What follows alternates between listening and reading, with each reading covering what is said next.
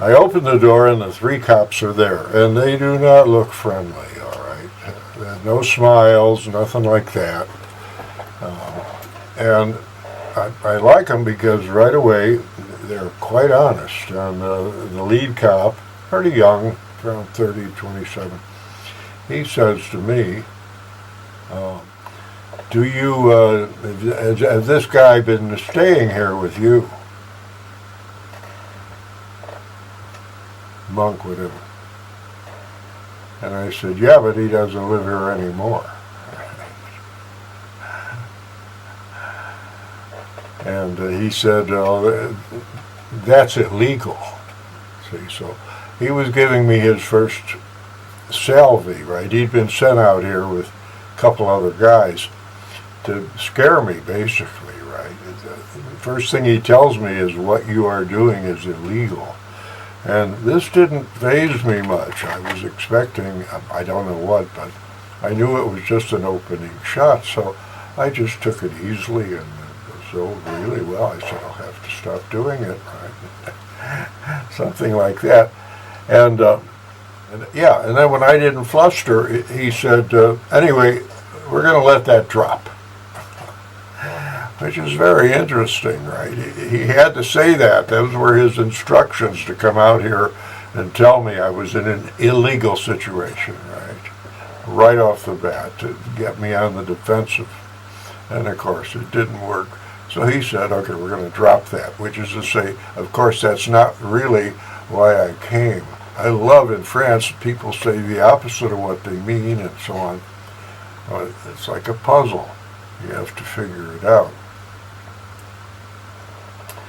So I tell the cop about the dirt and the filth in the room and the fact that I'm overrun with cockroaches and so on. This guy is a pig, and for health reasons, I couldn't keep him any longer. And then I explained to the second cop, they all stay out on my little landing there.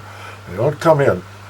And I tell and they're like taking turns asking me questions, and I tell the second cop, I tell him about how filthy it is and bugs all over the place, and that I've discovered that this is it. This guy's had open garbage and open food, and I showed him a pizza, which had obviously been in there for 3 or 4 days, just sitting out, where the bugs could get at it. And I said, well, look at this. And the guy says, oh, a day or 2 old, and he was it was older than that. But okay, so we were all kind of going through this act, and I explained to this major guy, or the oldest of these 3 young guys, I explained to him, I said, I'm the only locataire here. I'm the only renter. This guy's not a renter. I said, he's my guest, and but he helps me with the rents. He said, that's illegal again. I said, yeah, well, I'll have to stop doing that, right? So what else? So, that's when he said, we're going to drop that. Don't worry about that. Let's get down to real business. And I told him, I've got to get him out of here so I can fumigate that room and kill off these bugs. You can't expect me to live another month with this guy here with these bugs because I can't get in and fumigate because he needs the room. Forget it. And then I said, the other thing is, I have a contract with this guy, just verbal. And he said, oh yeah, one of the cops said, oh yeah, what about these receipts he's got? You see what my adversaries were up to. I said, without a split second, I said, fakes. Which I knew was true, because why would I give a receipt to Monk, right? I wasn't taking his rent, I was just passing it on to the landlord, right? I didn't owe him any paper, you see. So I knew it wasn't mine. And they dropped that right away, because I think they suspected that. These were not dumb cops, Or they looked at these receipts and it didn't look quite right. So we were getting along pretty well, and I said I have the same contract with every renter. it's month to month. At the end of the month, if we get along, you can stay another month, and so on for a while. But at the end of the month, if we're not getting along, you are out of here. So I said, I don't understand how I'm fulfilling the terms of the agreement, and he's not. So they took that all right, and then they were on their telephones talking to someone in the commissary, in the cop shops, which is only 2-3 blocks away.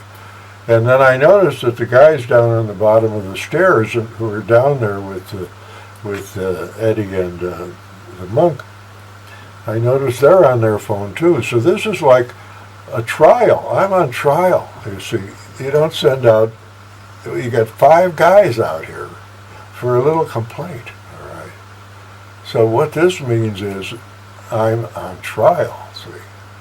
These guys are the judges, and they're going to come down and toss me out or let me stay, right? So, well, that gave me food for thought, and as you'll see, I had an ace in the hole. I had a trick up my sleeve, but of course then the guy said to me, well, he said, is this, oh, and then I also told him about when Monk had looked like he was going to kill me, and his eyes bugged out, and he was completely insane. It was that far from, really hurting me, and I just kind of mentioned it, and I didn't even ask him to act on it, but he seemed to think it was true.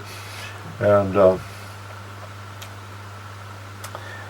then he asked the key question. He said, is there anything left of these guys' stuff? Is this guy's stuff? Is there anything left in your apartment, see? And I knew that's why I was so sure I was going to get everything out of there so that I could answer at this point. I said, yeah, there's nothing of his in there except a big suitcase. And this was my ace in the hole. I said, a big suitcase with clothes in it and everything, really big, and I'll give him back that as soon as he hands me back my key. Right? So he gets on the telephone and talks to the guys downstairs, and they talk to Monk and Eddie, and the message comes back, okay, you can keep the damn luggage, you can keep that huge suitcase, and we'll keep the key, okay? So I said when they gave me that decision, I said to the cop again, I said, okay, well, now I'm going to have to spend 800 or 900 euros to change the lock, right, if I don't get the key back. And of course, 800 or 900 euros is about half his salary, or more. So that kind of got to him, I think. But you see, they had made the great error, because why on earth would they want to keep my key? There's only one possible reason why they would want to keep the key, and that's to do me harm, right? Either get in here when I'm not here, or whatever. So there could be no good motive for that. So they had confessed at that point, and the cops, thank God for the French cops, they understood. They got it, right? And finally, the lead cop again. I never saw the cops from down below. No, yeah, I saw them. But finally, look at this. This is quite amazing. They've sent 5 cops over here, right? And they're talking to 3 different cops back at the commissariat. So they've got 8 people working on me, on this case. And they're not trying to evict me, they're not trying to keep me there. They're trying to find out what went on and who's right, this other guy or me. And look, it took them maybe 50 minutes they were there. I've tried to condense it, but maybe 50 minutes. And they were willing to put in a lot of time, just as if I were a foreign spy or whatever. Or maybe it was a quiet day and it gave them a lot to do. Anyway, I was on trial, and at that point I won the trial. when they said they were going to keep the key and then change their mind. That blew it for them. Stupid, like a lot of mafiosi, right? So the cop came towards me and handed me my key, and I took him and the others to the door. I never got near the Moose or Eddie, and I thanked them profusely for how well they'd done their jobs, and off they went. And that was the end of it, right? What a triumph, right? This guy was as connected as you can get in France, but the chief of police over there, the commissariat, he wasn't just going to do something because this guy said to do it. He had a conscience. He had to find out what was going on. Okay, it took 8 officers, fine. Let's get it right. And he got it right. So that's the tale of my little triumph. And what a difference that I've got Monk out of here. The whole place feels better, I'm telling you. Probably because it's cleaner. And I have a friend who's in there cleaning up right now. We're going to use bug bombs and so on, but it's a whole different feeling here in the apartment. And that's chapter 2 of my little tale, How I Beat the Mafia.